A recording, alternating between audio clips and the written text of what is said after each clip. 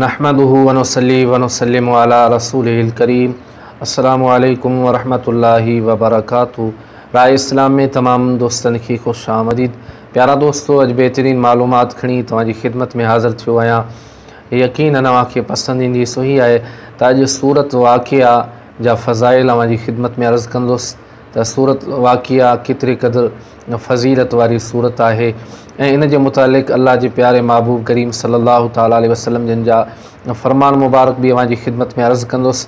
पर उन खां अॻु में अव्हां सां गुज़ारिश आहे त जेकॾहिं अव्हां असांजो चैनल सब्सक्राइब नाहे कयो त असांजे चैनल खे सब्सक्राइब कयो ऐं गॾोगॾु घंटी जी निशान ते क्लिक कयो तांजो असांजी हर अचण वारी नई मालूमात तव्हां ताईं आसानी सां पहुची सघे।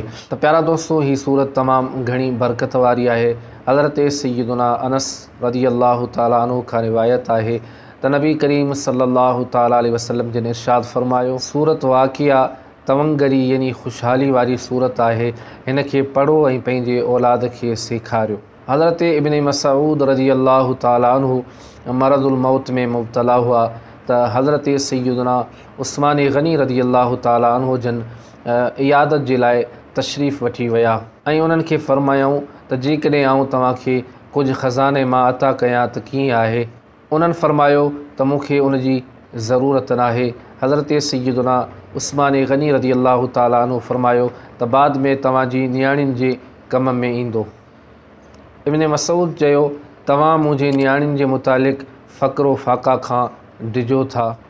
मूं उन्हनि खे हुकुम ॾिनो आहे त उहे हर राति सूरत वाक़िया जी तिलावत कंदियूं रहनि, यानी सूरत वाक़िया खे पढ़ंदियूं रहनि। मूं रसूलुल्लाह सल्लल्लाहु ताला अलैहि वसल्लम खे फ़रमाईंदे ॿुधो त जेको माण्हू हर राति सूरत वाक़िया खे पढ़ंदो उहो माण्हू कॾहिं बि तंगदस्ती में मुब्तला न थींदो। त प्यारा दोस्तों, सूरत वाक़िया जे मुतालिक़ अल्लाह जे प्यारे महबूब करीम सल्लल्लाहु ताला अलैहि वसल्लम जिन जो फ़रमान मुबारक मूं अव्हांजी खिदमत में अर्ज़ु कयो त हीअ सूरत बाबरकत सूरत आहे।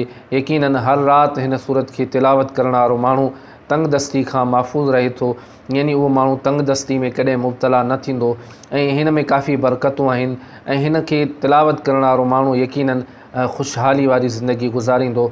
त प्यारा दोस्तों, अल्लाह पाक असां तव्हां सभिनी खे क़ुरान करीम सां मोहब्बत नसीब फ़रमाए ऐं अल्लाह जे प्यारे महबूब करीम सल्लल्लाहु ताला अलैहि वसल्लम जिन जे फ़रमाननि जे मथां अमल जी तौफ़ीक़ अता फ़रमाए। अल्लाह पाक असां तव्हांजे मथां पंहिंजो ख़ासि फ़ज़्ल करम फ़रमाए। त ही हुई अॼु जी मालूमात। वरी नई मालूमात में अव्हांजी खिदमत में हाज़िर थींदुसि। तेसीं ताईं इजाज़त ॾींदा। अल्लाह हाफ़िज़।